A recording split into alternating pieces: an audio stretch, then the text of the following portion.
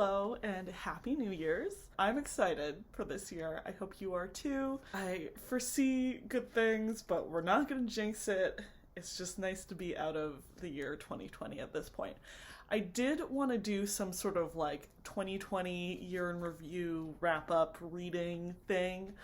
So that's what I'm going to do today. We're going to talk about some stats. We're going to talk about the best fiction and nonfiction I read this year, and talk about my one reading goal, and if I achieved it. Spoiler, I did, technically. I thought I would just quickly start with the stats. So I started out this year by setting my Goodreads challenge to read 20 books in 2020. I sort of wanted to give myself more leeway in terms of like what I'm reading and like not feel constrained, so that I can get to some longer books in general. But I ended up reading 100 books, which towards the end of the year I was really pushing for. Once I realized that I could actually read 100 books this year, I got very excited about that idea. So I did it! Yay! Numbers are arbitrary, but, you know, I did read a lot this year. For some general context, I guess, I think my best reading year before this year was last year, where I read 40 books in a year. So this was a lot more. I also, prior to this year, did not count audiobooks as books for myself on Goodreads, because I've always had some weird holdups about that. So this year I started counting them. So it's not really a one-to-one comparison. I think I probably last year read closer to like 50 or 60 books. But overall, I still far outdid myself this year. So that happened. In terms of a page count, I read over 30,000 pages, which for 100 books, I think for a lot of people actually isn't actually that much. I average slightly over 300 pages a book.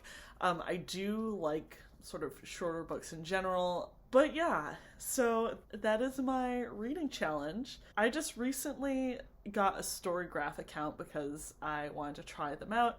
Goodreads is owned by Amazon, so again, we're trying not to support that giant. But one fun thing about Storygraph is they do a much more involved breakdown of your reading stats over time. So basically for 2020, out of the 100 books that I read, about half of them were under 300 pages. Less than 10% of the books that I read were greater than 500 pages. Even though I very much consider myself a nonfiction reader, I did only end up reading a third nonfiction this year. I read 37, no, yeah, no.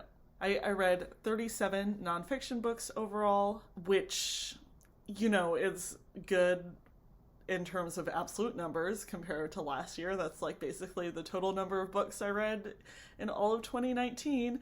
But I did sort of think that I read more half and half. But then I realized when I was looking at this, I did not read a nonfiction book basically between April and September. I read like maybe 2. I was in a really bad nonfiction reading slump. So overall, these are like not surprising numbers. What I was a little bit surprised by is the breakdown of genres of books that I read. So my most read genre in 2020 was fantasy. This was not surprising to me, considering that fantasy is one of my favorite like escapism reads. I read it a lot when I just sort of want to enjoy myself and like get away from my day-to-day life, or as a palate cleanser in between like heavier books. So that was sort of what I expected. But after that, my biggest genre that I read was young adult with 18 books. And I honestly was quite surprised by this, because I honestly sort of think of young adult as a genre that I sort of actively dislike in general. Not that I haven't read young adult books that I have really enjoyed in the past. I guess modern YA, where it's very romance focused, I'm just not as interested in overall. So I was surprised that this was my second most read genre.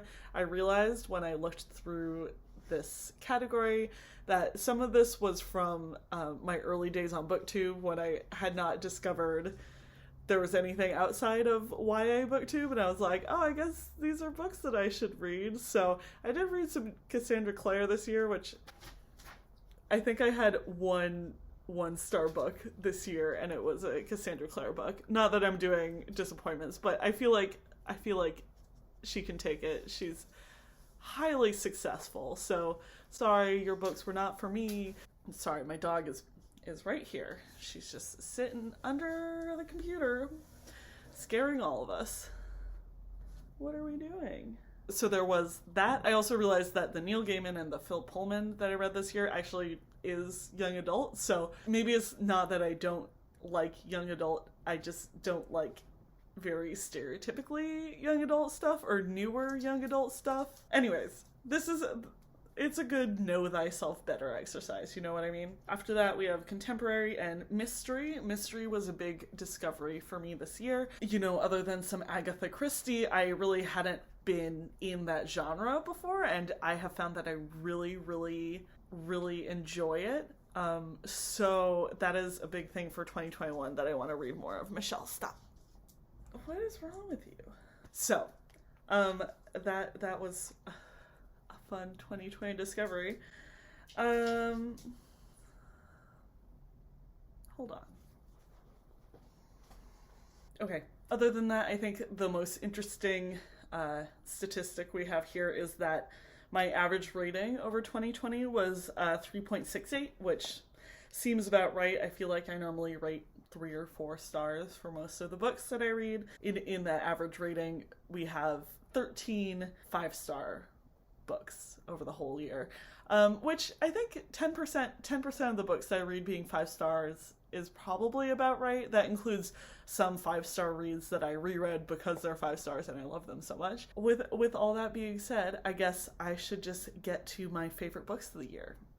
Transition. So I think with these, there is a little bit of recency bias because half of these books I did read in December. Do with that what you will, but I thought I would start with the fiction that I read that I really loved. I did want to do 2 honorable mentions for authors in this fiction category that their books didn't really break that 5-star rating for me, but it was such a wonderful discovery. I just wanted to shout out Terry Pratchett. I'm reading his 5th book right now, so I've been sort of trekking through his Discworld series, and it's been just like a joy to read overall. So yeah, Terry Pratchett I wanted to shout out, and then also Paul Cornell, who wrote The Witches of Lychford. I just wanted to shout him out specifically because I realized that on Goodreads, he's not actually a very well-known author, I think. At least his Witches of Lychford book and series don't have a ton of reviews, and honestly, that was one of the most pleasurable fantasy reads that I've done this year overall. So again, even though it didn't like change the way I see the world, which is sort of my requirement for a 5-star read in general, I just really enjoyed reading his books, and I just wanted to highly recommend you go check him out while I'm here talking about books that I loved. In terms of some 5-star fiction books, in the spring I read, or in the winter, last winter, I read The New Me by Halle Butler. This can definitely be categorized in this genre, not genre, of millennial fiction, but basically it is about Millie, who is struggling to get her life together. She's a temp, and it's very satirical in terms of it pokes fun at Millie, but then everybody else in her life as well. Overall is a bit nihilistic, but also somehow still hilarious and meaningful. So you should read this book. I feel like this was a really good year for genre fiction for me, and sort of what started off my mystery kick was reading In the Woods by Tana French. You know, I went back and rated this 5 stars because I just have been talking about it so much and thinking about it so much. I felt like it deserved it. So basically this is about Rob Ryan, who is a detective with the Dublin Murder Squad. He's going to investigate a murder in his hometown. That's mainly like the A storyline, but in this book there's like a lot more involved. He hasn't really been back to his hometown because when he was a kid, 2 of his best friends went missing under mysterious circumstances, and he was there but he can't remember any of it. So it's a lot about that storyline as well, and also his relationship with his partner, his detecting partner, Cassie. And I just found this book very affecting, and I know people who have read this and hated it, and I sort of want to talk more about it, but I don't want to talk more about it in a way that's going to ruin it for you, so I'm not going to talk more about it. But I really loved it. Okay, cool. My third favorite fiction of the year is Convenience Store Woman by Sayaka Murata, and I just read this one. I'm going to be talking about it next week in my December reading wrap-up, so just to say quickly, this is about a woman who has been working part-time in a convenience store ever since college, which right after college her friends and family were thrilled about because she's always been sort of an odd child, I guess. But, 15 years later, her family and friends don't understand what she's still doing there. So it's a lot about societal expectations for women and just people in general and being normal and being not normal. And it's like surprisingly very deep and very funny at the same time, which is just like my favorite sort of book. It's a little bit surprisingly dark, which I also really like. So yeah, I think I'm going to be thinking about this a lot, and I already want to reread it. So in nonfiction, we have Jackson 1964, which is an essay collection I've been reading for a while, and I've talked about a lot because I've been reading it through multiple reading vlogs. And I'm going to be talking about this one with my December wrap-up. But basically this is a collection of journalism from Calvin Trillin, who was a beat reporter for the civil rights movement. This covers time period in between 1964 and 2008, so really, covers a lot of land there. He talks more about the smaller conflicts of the civil rights movement, not like the national incidents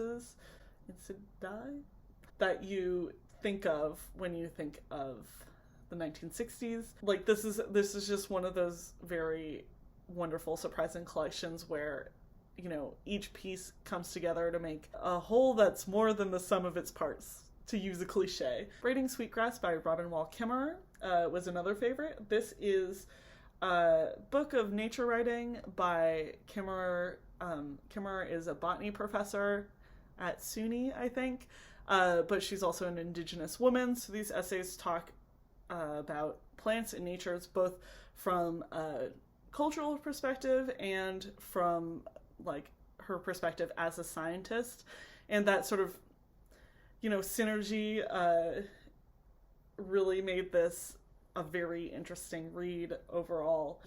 As a scientist, it's very easy to purposefully or accidentally discredit cultural knowledge and understanding of nature. I think that this was a really great reminder that removing anything cultural or human about nature and plants is really reductionist and discredits different types of knowledge. I really enjoyed this. I sort of forgot that I finished this in 2020 because this is definitely one of those books that I stretched out over many months because I was enjoying reading it so much. I will say there was one essay in here about lichen that really creeped me out.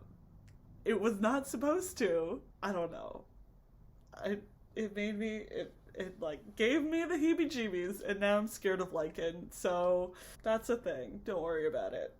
You too can become afraid of lichen. Last but not least, another recent read, Solutions and Other Problems by Allie Brosh. Another one that I'm going to be talking about next week in my December wrap-up, but basically this is a comic memoir, I guess, is how you would describe Allie Brosh's stuff. This collection is all new material. None of this has been posted online as far as I know, and it covers the time period since her last book was released in, I think, 2013.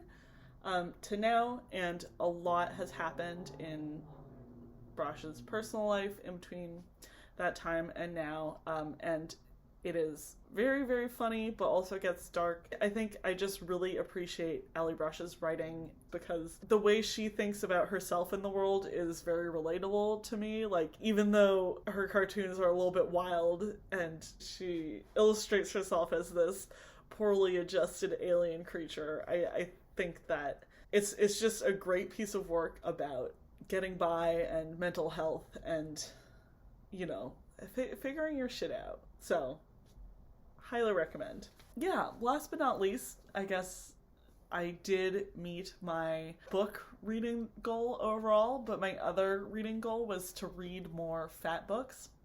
And by fat, I specifically meant books over 500 pages.